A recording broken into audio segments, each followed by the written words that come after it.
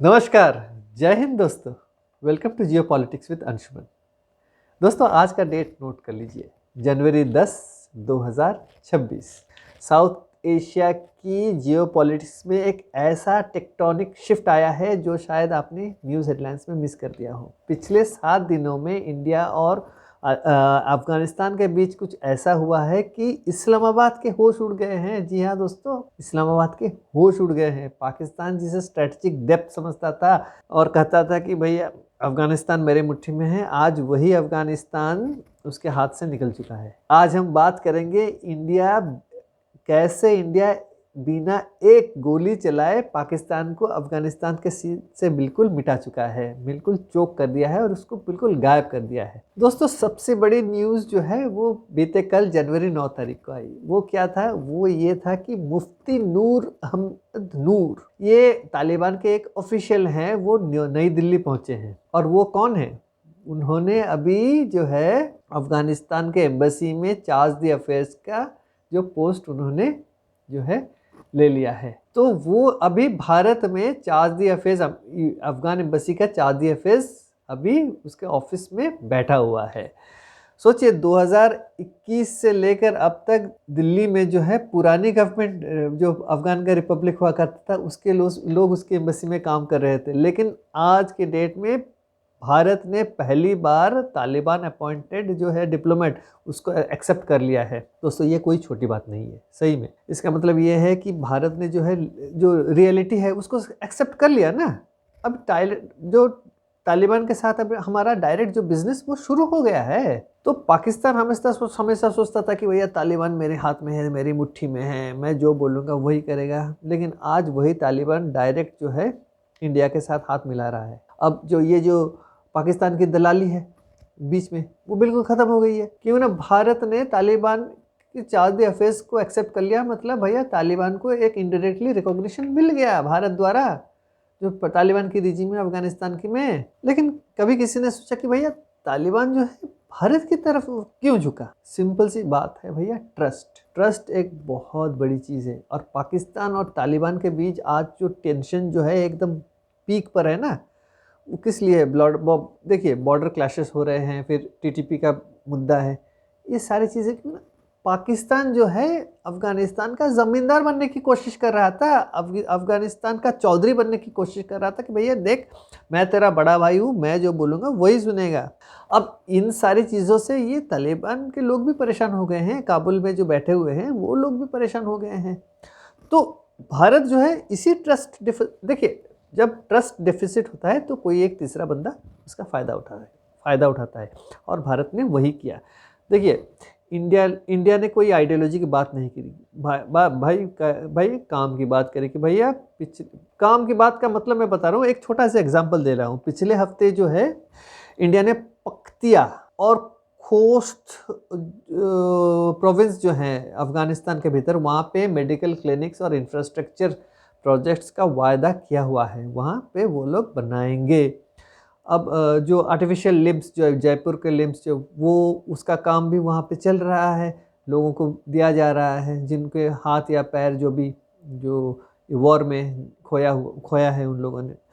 तो ये इलाके जो है जहाँ पाकिस्तान जो है अपना असर समझता है या था, अब तो है नहीं, अब था, तो उन जगहों पे भारत अभी जाके काम कर रहा है। तो जब अफगानिस्तान को बिजली चाहिए होता है, अस्पताल चाहिए होता है, पाकिस्तान ने उन्हें धमकियाँ दी, भैया हम ये कर देंगे, हम वो कर देंगे, तुम हमारी बात सुनो, बगराम एयरपोर्ट हमें दो, ये करो वो करो।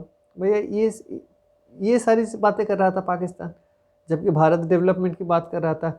भारत ने कहा कि भैया तुम्हें क्या चाहिए, तुम्हें डेवलपमेंट के लिए क्या चाहिए, हम वो सारी चीज़ें मुहैया करेंगे। तो वो है, देखिए एक चीज़ है पाकिस्तान फाइनेंशियली बैंकरप्ट देश है तो वो ये सारी चीज़ें नहीं कर सकता है, लेकिन पाकिस्तान दहशतगर्दी कर सकता है। पाकिस्तान अमेरिका का दलाल बन के काम कर सकता है, अफगानिस्तान को डरा सकता है, ये सारी चीज़ें करता है। तो अब पाकिस्तान के एनालिस्ट क्या बोल रहे हैं? पाकिस्तान के एनालिस्ट बोल रहे हैं कि भाई ये एक टेम्परेरी टैक्टिकल एडजस्टमेंट है और तालिबान फिर से जो है उनकी तरफ आएगा। लेकिन जियोपॉलिटिक्स में डिपेंडेंसी जो है ना वो टेम्परेरी होता है, ऑल्टरनेटिव्स परमानेंट होते हैं। और भारत एक बहुत ही महत्वपूर्ण ऑल्टरनेटिव है पाकिस्तान का। सही मान के चलिए, भारत वहाँ पे कंस्ट्रक्शन करने की बात कर रहा है, ना कि डिस्ट्रक्शन, और पाकिस्तान वहाँ डिस्ट्रक्शन करने की बात कर रहा है। तो अफगानिस्तान किसको चूज करेगा, किसको चुनेगा, डिस्ट्रक्टिव को या कंस्ट्रक्टिव को? कंस्ट्रक्टिव को चूज करेगा। तो ये बात है। और जब ऑल्टरनेटिव्स बन जाते हैं तब क्या होता है भैया, ज्योग्राफी जो है अपनी पावर जो है खो देती है। अब आते हैं सबसे बड़े पॉइंट पर कि how India is choking Pakistan. वो समझना ज़रूरी है दोस्तों। पाकिस्तान की सबसे बड़ी ताकत थी कि ज्योग्राफी, उसका जो लोकेशन है। क्योंकि ना अफगानिस्तान जो है वो लैंडलॉक्ड है, इसलिए उसे ट्रेड के लिए पाकिस्तान के कराची पोर्ट को इस्तेमाल करना था और भारत के साथ वाघा बॉर्डर को इस्तेमाल करना था। तो उस पर डिपेंडेंट था। पाकिस्तान इसी मजबूरी का फ़ायदा उठा रहा था कि नहीं उठा रहा था? इसी मजबूरी का तो फ़ायदा उठा रहा था। अफगानिस्तान को ऐसे ही रुला रहा था, मैं ट्रेड ब्लॉक कर दूंगा, ये कर दूंगा, ब्लैकमेल कर रहा था, समझ लीजिए ये कर रहा था। तो तालिबान रिजिम के बाद अफगानिस्तान का जो 40% का जो इनफॉर्मल ट्रेड पाकिस्तान से चल रहा था, उसका लेवरेज ख़त्म हो गया है पाकिस्तान का। इसका मतलब ये है कि जब ट्रेड अंडरग्राउंड हो जाता है तब फॉर्मल चोक पॉइंट्स बेकार हो जाते हैं। पाकिस्तान जो कर रहा था ना कि भैया मेरी बात मान वरना मैं ट्रेड बंद कर दूंगा, ये ब्लैकमेल की टैक्टिक्स। तो इसलिए इंडिया ने क्या करा, इंडिया ने एयर कॉरिडोर और ईरान का जो चाबहार पोर्ट है उस रास्ते जो ट्रेड को फास्ट ट्रैक कर दिया। आज ही खबर आई है कि ईरान के जो फॉरेन मिनिस्टर हैं वो भारत आ रहे हैं, और भारत आ रहे हैं हमारे जो शिपिंग मिनिस्टर है सर्बानंद सोनोवाल साहब, उनसे भी मुलाकात होगी, क्योंकि ना चाबहार के बारे में बात होगी। अप्रैल महीने तक जो सैंक्शंस लगा है अमेरिका का वो हट जाएगा, तो उसके बाद नॉर्मलाइजेशन हो जाएगा ट्रेड। वैसे भी अक्टूबर महीने में हम लोगों ने मांगा था टाइम, तो ये है। तो अप्रैल तक ये बातचीत हो रही है। हमारे पास तो ऑलरेडी हमने लीज ले रखा है ना, तो हम चाबहार पोर्ट को अभी कंट्रोल कर रहे थे। सिर्फ ये नहीं है, अफगानिस्तान अभी आराम से जो है सिर्फ भारत के साथ नहीं, दूसरे जो साउथ ईस्ट एशिया के देश हैं उनके साथ भी वो ट्रेड कर सकता है। तो ये जो पाकिस्तान का ब्लैकमेल टैक्टिक्स, जो मैं चौधरी हूँ, मैं ज़मींदार हूँ, मैं जो बोलूँगा वो करो, वो अभी नहीं चलेगा। तो अब जो है अफगान के ट्रेडर्स को जो है पाकिस्तान की अभी ज़रूरत है नहीं। अभी तो ये बात होने के बाद कि तो 8 जनवरी को जो पाकिस्तान का जो फॉरेन ऑफिस है, बड़ा ही उनको डीप कंसर्न उन्होंने जताया था कि भैया एक्चुअली में क्या है, उनका जो टोल बूथ वो बंद हो गया है। वो पैसे कमा रहे थे ना अफगानिस्तान का माल छोड़ के वाघा बॉर्डर, सॉरी आपके इधर उनके पोर्ट कराची पोर्ट के थ्रू या वाघा के थ्रू, मतलब ब्लैकमेल करने की कोशिश। भारत के साथ ट्रेड बंद कर दिया तो पैसे दो या मैं ट्रेड खोल दूंगा, ये करूंगा, कई तरह का ब्लैकमेल। वो जब बंद हो गया तो उनको डीप कंसर्न होगा अभी, क्योंकि भारत ने दूसरे रास्ते निकाल लिए हैं। तो इंडिया जो है ना पाकिस्तान को जो है ज्योग्राफिकली बिल्कुल इररिलेवेंट कर दिया है। तो मैं जो बोल रहा हूँ चोक कर दिया है ना पाकिस्तान को भारत ने, यही है, चोक कर दिया है। और दिल्ली में एक जो है एक हाई लेवल रीजनल सिक्योरिटी की मीटिंग हुई थी। उसमें कौन कौन आए थे, शामिल हुए थे? उसमें रशिया शामिल हुआ था, ईरान शामिल हुआ था, और सेंट्रल एशिया के देशों से भी लोग आए थे। कौन नहीं था उस मीटिंग में?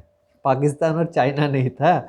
इससे पता चलता है ना कि रीजनल सिक्योरिटी के जो टेबल पर अभी पाकिस्तान की जो कुर्सी हटाई जा चुकी है। पाकिस्तान ने सोचा था कि तालिबान के आने से उनको स्ट्रेटेजिक डेप्थ मिलेगा, लेकिन उन्हें मिली स्ट्रेटेजिक आइसोलेशन। इंडिया ने दिखा दिया है कि भैया दोस्ती और व्यापार ही असली पावर है। आपको क्या लगता है, क्या इंडिया का ये मूव पाकिस्तान को बैकफुट पर धकेल देगा? कमेंट सेक्शन में ज़रूर बताएं। तो इसी के साथ मैं इस वीडियो को यहीं समाप्त करता हूँ। वीडियो को लाइक, शेयर और सब्सक्राइब ज़रूर कीजिए। अगली वीडियो तक जय हिंद, नमस्कार।